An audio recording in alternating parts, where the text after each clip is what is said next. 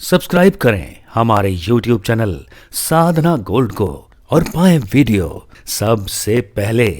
और हाँ, bell icon दबाना ना भूलें। तुम्हें पतिव्रता नारी के लक्षण बताऊं कृष्ण गोपियों? भगवान ने कहा बताओ। एक स्त्री ब्याह करके जब अपने पति के घर आई, उसका नियम बन गया पति की सेवा के बिना एक पल नहीं रह पाती थी। सुबह से शाम तक पति की सेवा में लगी रहती थी, एक निमिष सेवा छोड़ती नहीं थी। एक दिन उसका पति परदेश जाने लगा, और जैसे पति परदेश जाने लगा ना,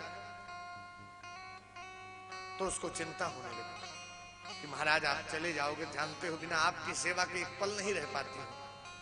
आप बाहर चले जाओगे, मैं सेवा कैसे करूंगी आपकी? तो उसने अपनी एक मूर्ति बनाई और मूर्ति को दे दिया।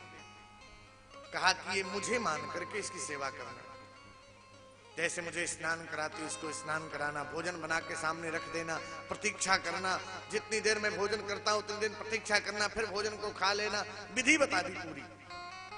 अब नियम पूर्वक वो अपने मूर्ति रूपी पति की सेवा करती रही।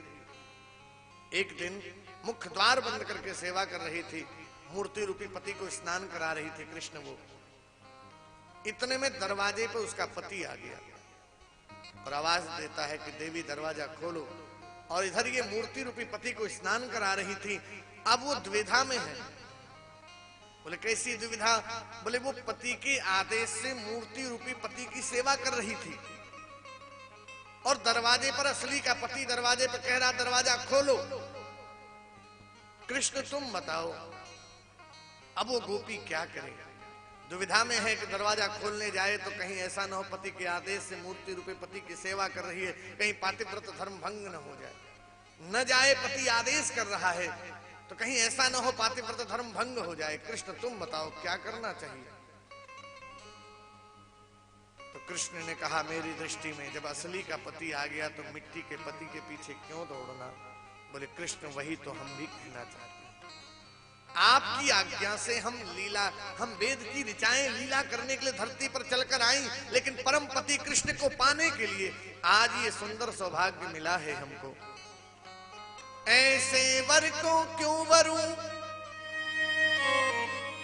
जो जन्मे मर जाए, वर ये गोपाल जी जुड़ लो अमर हो जाए।